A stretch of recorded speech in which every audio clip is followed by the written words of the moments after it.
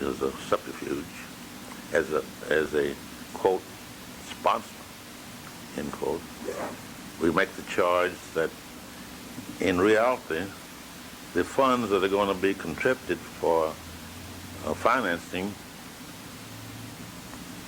the proposed debates are going to be funds that the Democratic Party committee and Republican Party will raise themselves or have former contributors and contributors they know contribute either to the League of Women Voters. It's a method to circumvent the federal laws under the so-called guise of it being a news event. In other words, what you're saying is that the League of Women Voters has been put up so they'll come in front of the firing line if you will file suit against not only the League of Women Voters, but who else? The networks and the SEC and network, FEC? right. All of them. Okay. So why haven't you done that now? Why are you just writing that? I beg your pardon? Why haven't you filed the suit actually now? The networks have? It takes time to lay the groundwork. Number one, you got to make your demands. As for explaining before you came in, you can't, without going through a preliminary process of communicating, being denied.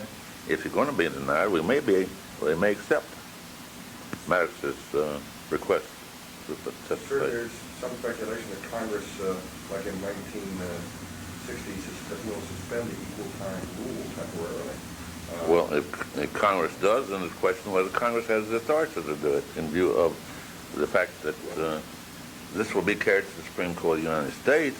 It's originating in this district court. Then there's some question whether Congress now has the authority to do it in view of the fact that nominees have already been selected. We're in the process getting ready for an election. So basically what you're saying then is you're putting them on notice before you file suit. Right.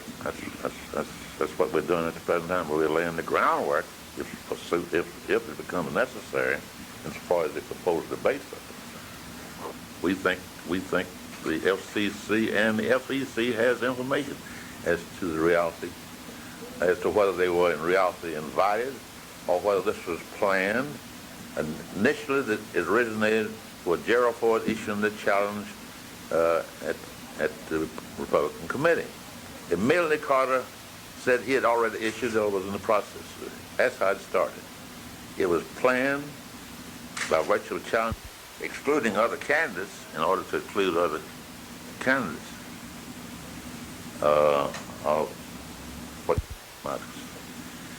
We believe that the American Independent Party, by virtue of past elections, conducted party, principal third party.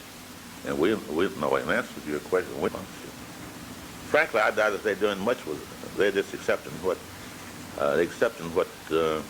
Jimmy Carter and The FCC, or is this a different letter? we are forwarding copies of the letters we wrote to the presumably planned debates. Is denying him a privilege guarantee and the First Amendment to network proposal to receive equal time as they offer it. It's up to him to decide whether he wants to do that or stand on his constitutional right to participate in these debates. Just another matter for a moment. Is Reverend Maddox, or how many rather, states? We are or will be